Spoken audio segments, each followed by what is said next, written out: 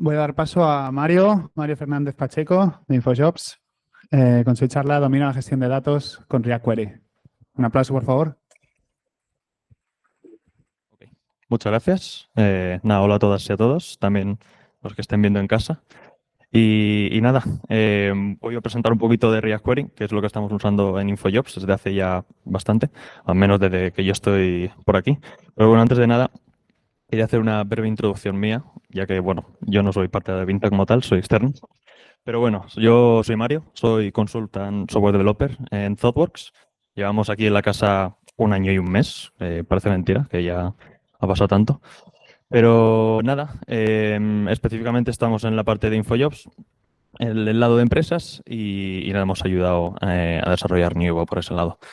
Y nada, llevamos usando React Query desde el inicio, me ha parecido muy interesante desde el principio y bueno, estos últimos meses pues he estado aprendiendo con otros cursos y desarrollando alguna cosa por mi cuenta para aprender y me parece una herramienta bastante útil y que bueno, pues me gustaría presentaros un poquito.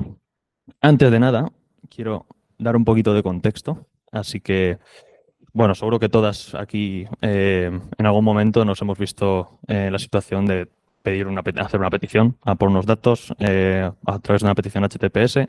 Obviamente, aquí podemos ver un ejemplo muy sencillo en React. Cómo hacemos un fetch simplemente en un useFetch que cuando se monta el componente va a esa petición y esos datos que recibimos en un estado. Y luego podemos renderizar esos datos en forma de lista. Hasta aquí, muy sencillito todo, no hay ningún problema, pero podemos empezar a hacernos preguntas dependiendo de las necesidades de nuestra aplicación, obviamente. ¿Qué pasa si falla nuestra petición? Ahora mismo no tenemos forma de gestionarlo, así que nada, vamos a añadir un poquito de lógica para controlarlo. Podríamos añadir simplemente un estado que por defecto fuera un string vacío y nada, dentro del useEffect podemos meter un try catch que simplemente si nos da error la petición, pues obtenemos el error y seteamos en el estado el mensaje del error. También reiniciamos un poco la lista de usuarios, pues en modo de reinicio. Y luego tenemos abajo que podemos renderizarlo en caso de que exista el error, pues un mensaje error. Sencillito. Por ahora, fácil, un try catch sencillo, pero bueno, vamos añadiendo líneas de código. ¿Qué pasa ahora si nuestra aplicación tiene necesidades de, queremos mostrar algo a las usuarias, un poco, un estado de carga mientras está haciendo la petición? Pues bueno, vamos a hacer esa lógica.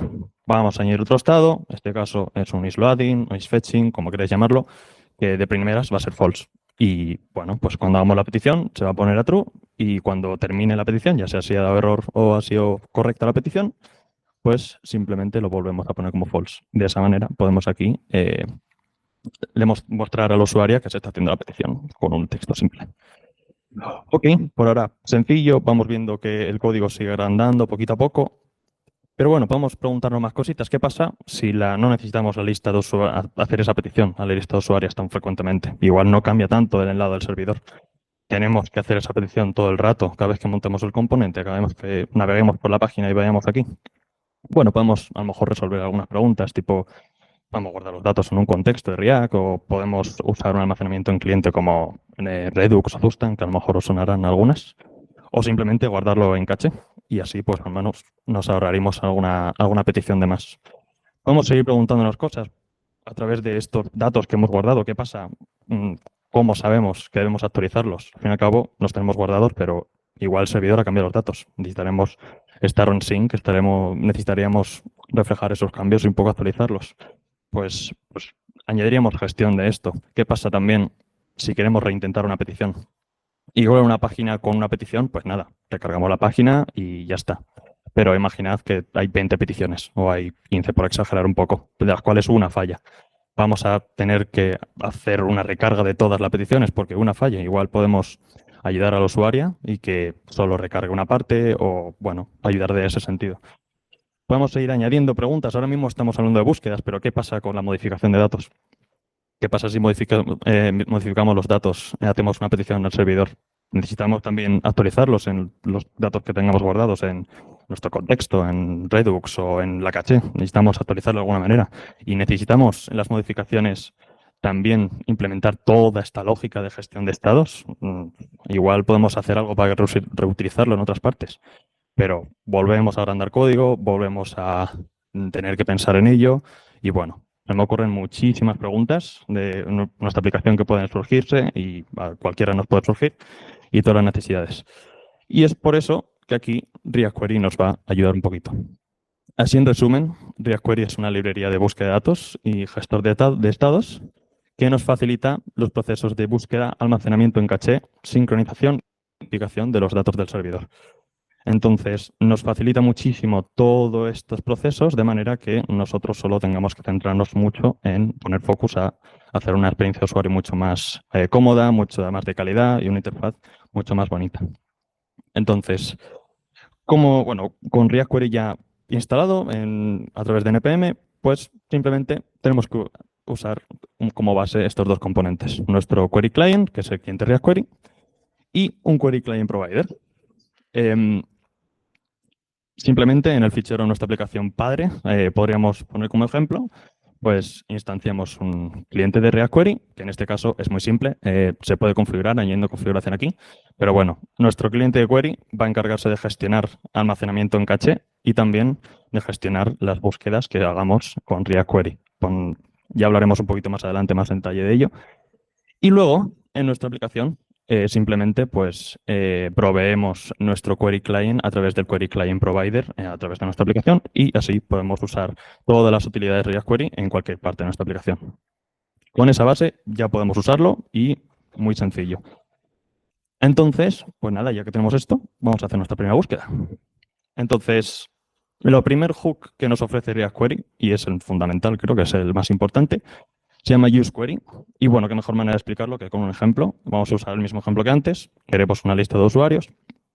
Y nada, pues aquí separamos un poco la petición, pues si queremos usarlo en algún otro momento. Pero bueno, se puede meter también ahí.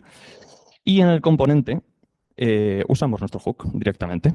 Nuestro hook useQuery, los principales dos argumentos son el primero llamado clave de búsqueda o query key y la segunda query function o función de búsqueda.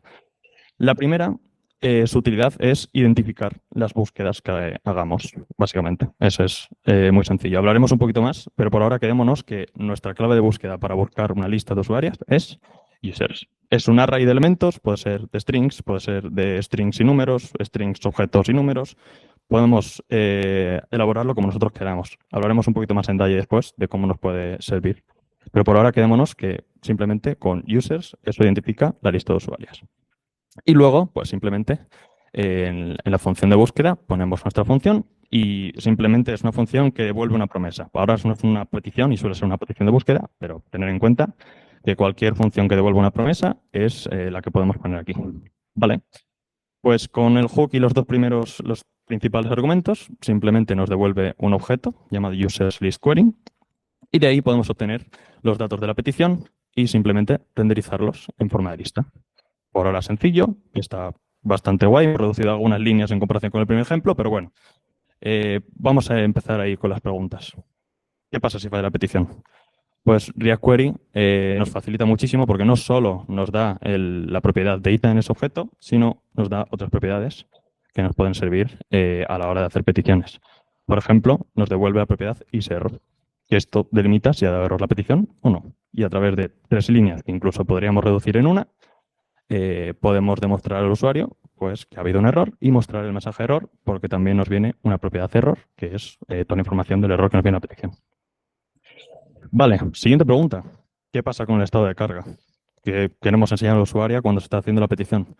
Pues simplemente, sorpresa, nos viene otra propiedad que nos puede servir de utilidad, que es isLoading, que nos delimita si se está haciendo una carga de datos o no. Y nada, lo mismo, con 3 líneas de código o simplemente una, si queremos reducirlo, pues podemos ya mostrar al usuario que se están cargando los usuarios.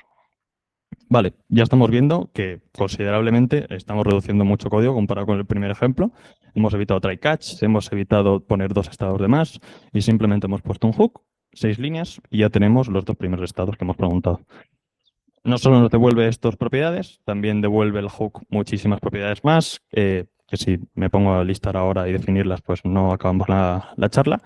Pero bueno, tener en cuenta que nos devuelve también un isSuccess, que es para ver si ha dado correctamente la petición, aunque no se suele usar, porque si no está cargando y no ha dado error, suele darse que ha sido correcta la petición. Entonces, bueno, pero para que sepáis que existe también. Tenemos el error, como hemos visto, los datos que nos devuelve la petición. También tenemos una propiedad refetch, que es una función a la que podemos llamar para hacer de nuevo la petición y en cualquier momento. Así que nos sirve de utilidad y responde a la pregunta que hemos hecho al principio. ¿Qué pasa si queremos que digamos, repetir una petición de una búsqueda? Pues con esto podemos llamarlo en cualquier momento y volver a hacer esa búsqueda de esta clave de búsqueda. Luego también tenemos fetch status, que no solo nos permite ver el estado de la carga de datos, sino de la ejecución de la función como tal, y muchísimos más que no voy a entrar mucho más en detalle, pero que nos sirve muy de utilidad. Y no solo eso, no solo devuelve, también podemos configurar nuestro hook a lo que queramos. Podemos configurar de manera que tenemos libertad de cómo configurarlo y de cómo se comporta. Entonces, como hemos visto, tenemos dos primeros argumentos, pero luego hay un tercero, que es un objeto donde podemos configurar propiedades de cara a lo que queramos con ese hook. Por ejemplo, tenemos 3 callbacks aquí que nos permiten hacer acciones dependiendo de cómo ha acabado la petición, si ha acabado correctamente, si ha acabado en error o si ha acabado en cualquiera de los dos casos. OnSettle va a ejecutar una función en cualquiera de los dos casos. Luego tenemos también, por ejemplo, placeholder data, que nos permite poner en el hook datos mientras está haciendo la petición, de manera que a lo mejor queremos poner un initial data y cuando se haga la petición popularlo a lo que nos ha llegado. Y también tenemos un enable que, como hemos visto, esto se ejecuta automáticamente y enable pues, nos permite también ver si, digamos, es un booleano que podemos crear dependencias si queremos ejecutar esto automáticamente o no, o si queremos esperar a algo antes de que se ejecute la búsqueda. Hay muchísimo más de configuración. Sobre todo quería destacar estos 3, porque actualmente React Query está en una versión 4 y estos 3 en versión 5 van a desaparecer, por lo que han dicho unos maintainers. Porque han generado muchos bugs en muchísimas situaciones, pero bueno, quería mencionarlo porque, bueno, para que veáis que exista todavía y que nos puede facilitar en muchos casos. ¿Qué pasa ahora con lo de si la lista si no cambia frecuentemente? Bueno, pues React Query nos ofrece su almacenamiento caché, que es, una vez entendido esto, es bastante potente y nos puede ayudar mucho a potenciar nuestra página web y a evitarnos muchísimas peticiones. Entonces, vamos a hacer un poquito de zoom en el hook que tenemos aquí. Recordamos que tenemos un primer argumento que es nuestra clave de búsqueda y no solo identifica la búsqueda, sino también sirve como identificador para nuestra caché. Es decir, que para nuestra clave de búsqueda user solo, cuando montemos el hook, lo primero que va a hacer es ver si en caché existen datos para esa clave de búsqueda. De ser así, va a devolver esos datos y no va a hacer la petición. Eso es lo bueno que tenemos con la clave de búsqueda y podemos jugar muchísimo con ella. Ahora diréis, vale, pero ¿qué pasa si esa caché de repente es obsoleta? No nos sirve porque el servidor ha cambiado los datos. Pues bueno, React Query nos permite tener 2 estados de caché, que son fresh y son stale. La caché reciente, que quiere decir que si React Query en este hook y con esta clave de búsqueda va a hacer la petición y ve que hay datos ya en la caché que son recientes, que tienen el estado fresh, en este caso va a devolverte los datos de la caché. De ser obsoleta, va a hacerte la petición de manera que va a actualizar los datos que hay en caché y ponerlos en reciente. Y, bueno, hay un paso automático de reciente a obsoleta que se puede configurar ese tiempo, porque por defecto React Query va a poner todas las cachés como obsoleta. Entonces, todo este comportamiento es configurable. Se puede poner el tiempo que queremos que esté la caché reciente a que pase obsoleta. Por ejemplo, 5 minutos. Queremos que la lista de usuarios sea reciente 5 minutos. Pues cuando pasen esos 5 minutos, automáticamente volverá a ser stale. Y cuando montemos de nuevo este hook, va a hacer la petición. Si fuera reciente, seguiría trayendo los datos de la caché. Guay. Pues también quería mencionar que no solo podemos identificar los datos de la caché de users, también podemos usar la clave de búsqueda para guardar datos de otro tipo en nuestra caché. Por ejemplo, una query, una búsqueda que queramos identificar a un usuario en específico, los datos de un usuario en específico. Pues aquí tenemos users más user ID. A mí me gusta simularlo como si fuera un endpoint, básicamente. En endpoint tendríamos /users/ y el identificador del usuario. Pues aquí, pues más o menos de ese estilo, pues identificamos a un usuario pues como users /user ID. Entonces, en este caso, para esta clave de búsqueda, vamos a guardar los datos de un usuario. Y, por ejemplo, también podemos usar un objeto para, por ejemplo, identificar usuarias cuyo estado sea activo. Pues también podemos hacer uso de la clave de búsqueda de esa manera. Entonces, es difícil de entender a veces al principio la caché. Si lo habéis entendido, genial. Si no, a veces me ha costado cuando empecé a investigar sobre React Query, pero luego cuando lo entiendes saca muchísimo potencial porque al fin y al cabo evitas muchísimas peticiones, evitas muchos uso de recursos y al fin y al cabo también das un feedback muy instantáneo a la usuaria que esté usando la aplicación. Vale, pues dicho esto, ¿qué pasa con las modificaciones? Pues las modificaciones de datos también tenemos que tener en cuenta porque también tenemos que modificarlas en caché, obviamente. Pero bueno, primero de todo, React Query también nos sirve con este hook useMutation, que es para mí otro importante de la librería, que simplemente, aquí tenemos un ejemplo de cómo crear un usuario, que es una modificación, una mutación. Tomemos mutación como una acción que tiene un side effect. En nuestro caso, nuestro side effect es cambiar unos datos en el servidor. Pues aquí, nuestra mutación solo va a tener una función de mutación. Y bueno, voy a usar Axios aquí por simplicidad, pero básicamente hacemos un post a users con un nuevo usuario y creamos una nueva usuario. Bien, pues con este simple hook ya tenemos los mismos gestión de estados de carga y de errores que tiene useQuery. Súper sencillo. Tenemos isLoading, isError, isAccess, lo que queramos. Y así lo tenemos así de sencillo. ¿Qué diferencia con useQuery? Lo primero de todo, la ejecución de la función de mutación es imperativa, a diferencia de useQuery, que es declarativa. O sea, según se monte el componente en useQuery, se va a ejecutar automáticamente la función. Aquí, hasta que no llamemos a la propiedad que nos devuelve el hook mutate, no va a hacer la ejecución de esa función. Esa es la primera diferencia. La segunda diferencia es que tiene los mismos callbacks de ciclo de vida que hemos mencionado antes, onSuccess, onError y onSettle, más uno adicional que se llama onMutate, que es una función de ciclo de vida que nos permite hacer una acción justo antes de hacer la petición. Con esto ahora veremos ejemplos, pero podemos anticiparnos a muchas cosas y nos puede servir de muchísima utilidad. Ahora bien, lo que he dicho antes, ¿qué pasa con los datos existentes en caché cuando hacemos una mutación? Así de primeras, no va a hacer nada. Al fin y al cabo va a mandar la petición al servidor, pero el cliente no tiene ninguna constancia de que se ha cambiado algo. Entonces, habrá que cambiarlo de alguna manera. Pues en React Query, por defecto, por desgracia, no veis ninguna clave de búsqueda aquí. Pues es que por defecto no va a hacer esos cambios automáticamente. Sin embargo, nos deja la libertad de hacerlo como nosotros queramos con otras herramientas y usando el cliente de React Query. Veamos aquí unos ejemplos. No sé cómo doy ahora. Vale, creo que bien. El primer ejemplo, literalmente, y creo que lo que más conservador y lo que todas podríamos usar a día de hoy, es invalidar las búsquedas. Es decir, tenemos una caché y que se ha modificado, pues ¿cuál es la mejor manera de actualizar del servidor? Volver a hacer la petición para tener los datos más actualizados del servidor. Pues podemos invalidar la caché, que es lo mismo que convertir la caché de reciente a obsoleta, es decir, de fresh a stale, y de esa manera, en la siguiente vez que montemos el hook, pues vamos a hacer esa petición y actualizar los datos. Aquí vemos un ejemplo.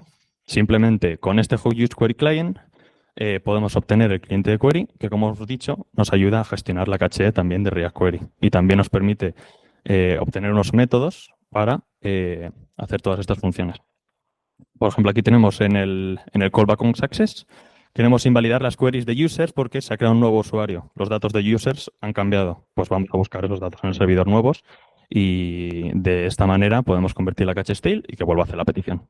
Sencillo, es conservadora y aún así seguimos haciendo peticiones. Vamos a intentar evitarlas en este caso.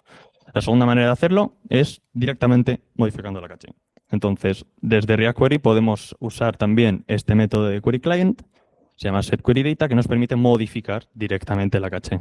Entonces, identificando la clave de búsqueda, podemos obtener la otra, aquí se me ha escapado un paréntesis, ahora que me doy cuenta, obtener la anterior lista de usuarias y simplemente añadir la nueva al final de esta. Ya está, sencillo. Incluso podemos popular la caché de este caso de la usuario específica con el user ID que nos devuelve el onSuccess, al fin y al cabo nos devuelve los datos que ha hecho la petición y populamos con los datos en esta clave de búsqueda. Así es sencillo, modificamos la caché y no evitamos así hacer una petición en el caso de montar de nuevo el hook con la clave de búsqueda de users. Hay que tener cuidado con esto, porque al fin y al cabo estamos metiendo datos manuales en la caché y son datos que tenemos desde el cliente y el usuario, pero a lo mejor podemos errar, todos somos humanos, pues podemos errar y meter datos que no son ciertos. Entonces hay que tener mucho cuidado y yo siempre recomiendo aquí hacer las cosas un poco con mutaciones más pequeñas, que no requieran de una funcionalidad súper grande. Por ejemplo, en las listas de usuarias, si modificamos una usuaria que está en medio de la lista, no vamos a volver a hacer aquí toda la lógica de sacar la usuaria, modificar la usuaria especificada, volver a meter la usuaria en la lista, etcétera. Igual podemos liarnos y al fin y al cabo estamos duplicando código que el backend ya tiene. Entonces, yo siempre recomiendo hacer este tipo de mutaciones directas a caché en mutaciones que sean chiquititas, como puede ser esto a lo mejor puede servir, o puede ser a lo mejor un toggle que convierte pues de true a false en algún momento, pues me parece que es un poquito más seguro de hacer. Aún así, es muy potente esta herramienta, al fin y al cabo damos un feedback muchísimo más directo a la usuaria, entonces también tenerlo en cuenta.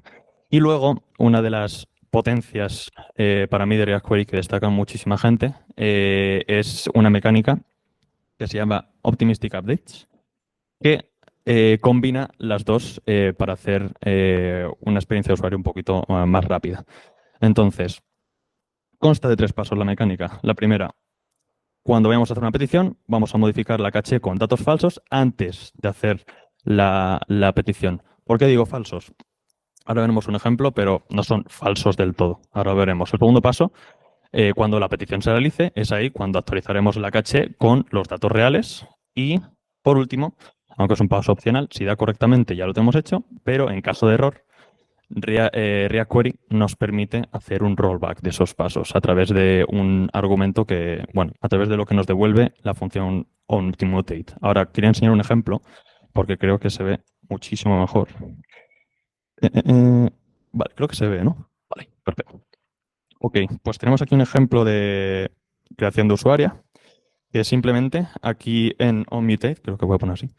Aquí en onMutate tenemos los datos que básicamente estamos creando un usuario, los datos de la usuaria que vamos a crear. Recordamos que no tenemos la ID que se ha creado todavía, así que eso hay que tener cuidado. Entonces, estas primeras líneas no son importantes. Aquí simplemente lo que hacemos con este método es cancelar las queries que se están haciendo para no sobreescribir datos en medio del Optimistic Update. Lo que hacemos aquí es obtener con el getQueryData los datos que tenemos en la caché actualmente, los ponemos en una constante previous user list, creamos en esta parte un usuario y a los datos falsos, entre comillas, me refiero por esta ID. Ahora mismo la ID a lo mejor al usuario de primeras no le importa. Entonces vamos a crear una ID totalmente random y el resto de datos que sean reales. Entonces lo que vamos a hacer es popular la lista de usuarios, vamos a ir al final, con los datos que acabamos de crear. Y aquí lo importante es esta parte. OnMutate puede devolver un objeto o puede devolver unos datos que desde los otros callbacks podemos recogerlos, a través de este context. De manera que si da error, vamos a hacer un rollback y vamos a volver a poner nuestra caché con la clave de búsqueda users a context previous user list, que es lo que teníamos anteriormente.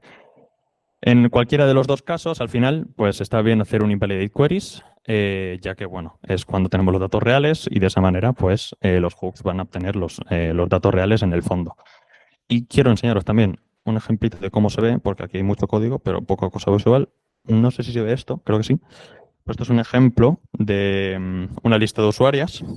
Voy a eliminar unas cuantas para verlo mejor. Tun, tun, tun. Vaya a tope, vamos ahí.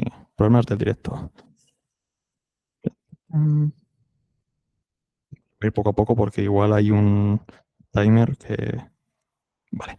Ok, vamos a crear una usuaria. Por ejemplo, vamos a ir con Mario. Esto que tener de hacerlo con un micrófono en mano, no me lo esperaba. Luego ponemos Fernández y luego pues ponemos un email cualquiera. Mail.com. Pues cuando creamos una usuaria, esto tiene Optimistic Updates, lo que hacemos es tener un feedback directo de la creación de usuarios sin ningún delay ninguno, sin ninguna carga de por medio. ¿Qué hace esto por detrás? Pues vamos a verlo aquí con los IDs. Aquí ahora mismo tenemos el ID verdadero, el que se ha creado en backend. Ahora bien, si yo lo vuelvo a eliminar y vuelvo a crearlo, he creado aposta una especie de delay en la petición, no suele durar tanto, lo prometo. Pero he puesto una delay de, no sé si un segundo, un par de segundos, para ver qué hacemos con la ID. Pues cuando creamos, por defecto, la ID va a ser random, pero al rato se va a popular con la ID verdadera. Entonces, no vamos a tener ningún estado de carga aquí, podemos dar un feedback bastante directo y podemos hacer uso de esto en mutaciones que requieren un feedback muy instantáneo y es súper útil cuando sacamos su potencial.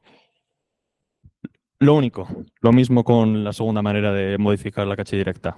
Cuidado con esto, porque al fin y al cabo el comportamiento de los rollbacks no es muy bienvenido a los usuarios. Es muy extraño que, por ejemplo, si nos da un error y hacemos un rollback, espérate, creo que tengo un ejemplo. Creo que tengo un ejemplo a la hora de eliminar un usuario.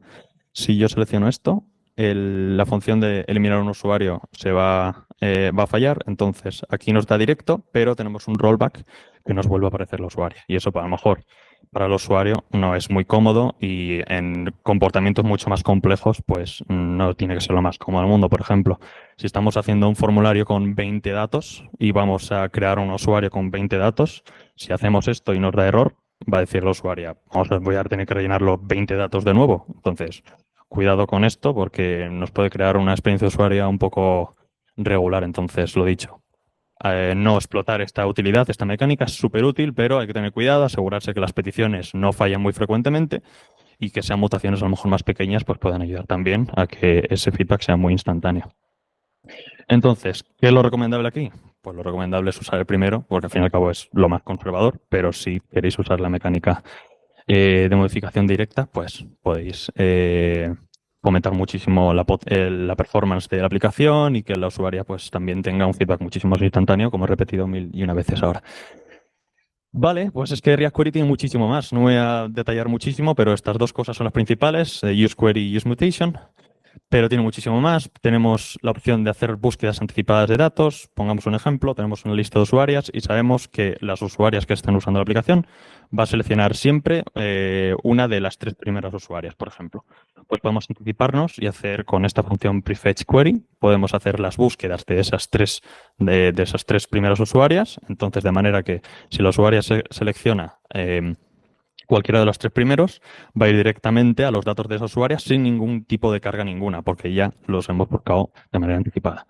Entonces, tenemos esa opción también. También React Query nos permite tener mejoras en la paginación de datos a través de su clave de búsqueda y, al fin y al cabo, también podemos anticiparnos a los datos que hay en la próxima página y en la página anterior, que es la que ya tenemos guardada en caché.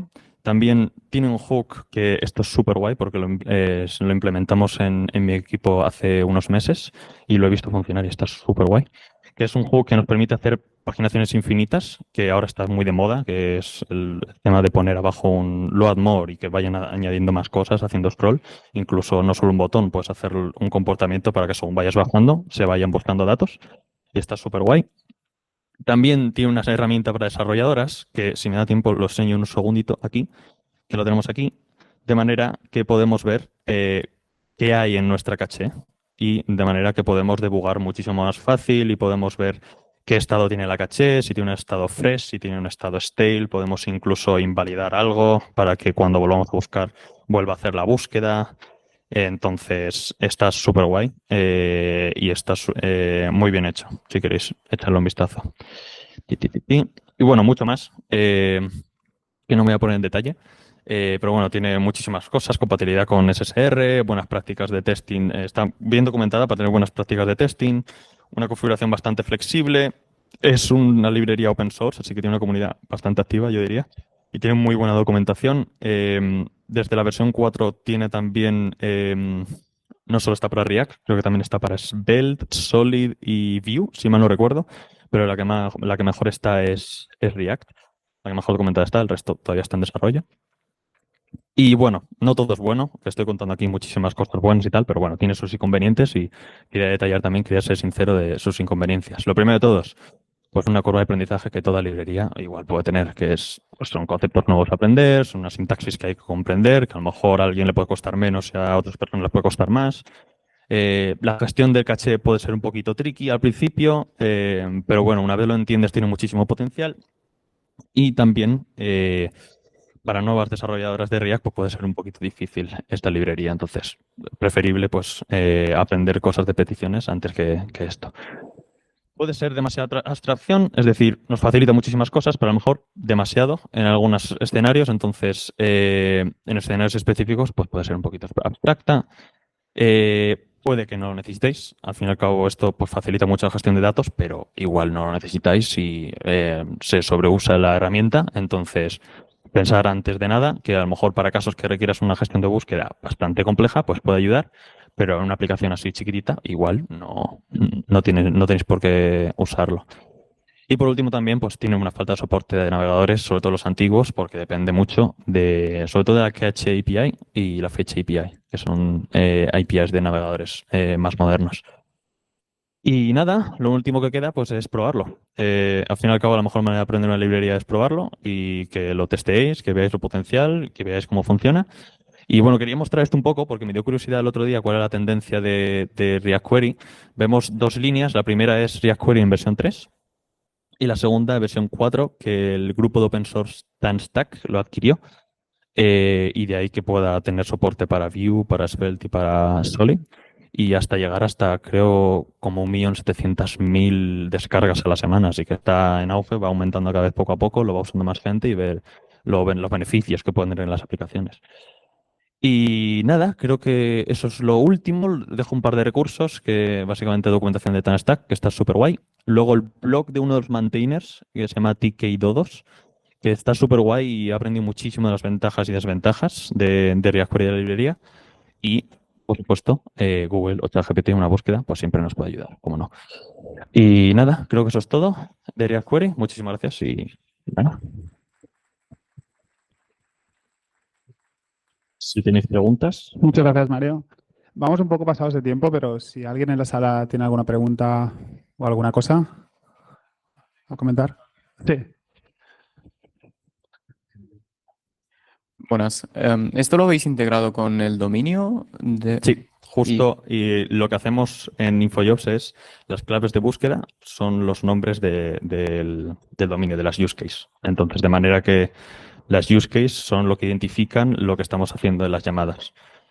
Y sí, esa es la manera en la que usamos. Creo que se añaden algunos datos más, pero mayoritariamente es esa. Y de manera que cuando vayas a invalidar una caché, por ejemplo, modificamos una oferta, pues puedas invalidar la petición de recibir todas las ofertas. Entonces, lo combinamos con dominio y tiene un buen uso, la verdad.